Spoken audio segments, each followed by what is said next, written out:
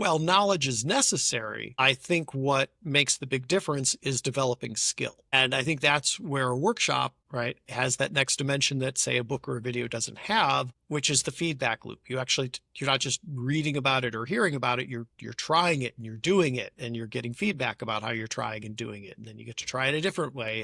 And, I think by actually doing it, we learn better and we actually develop skill, not just knowledge. And I guess that's related to the other reason why I think a lot of traditional approaches kind of fall flat is, a lot of people still are essentially standing in front of PowerPoint slides and lecturing, right? And the thing is, if you're bored, you're not learning.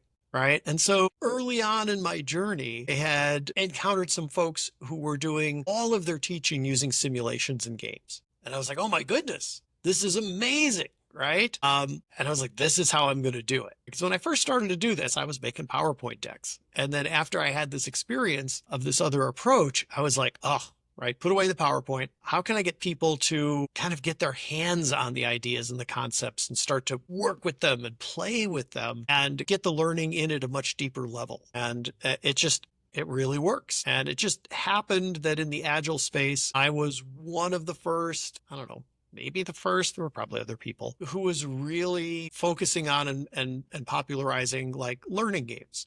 I'd go to conferences and I'd be like, hey, let's play this, let's play that, let's play this. And it's engaging and people learn stuff. And so maybe at least a little bit through my influence and other people who were thinking similarly too, I can't claim to be the originator of this. There kind of became a whole movement in the Agile space of, creating Agile learning games and stuff like that.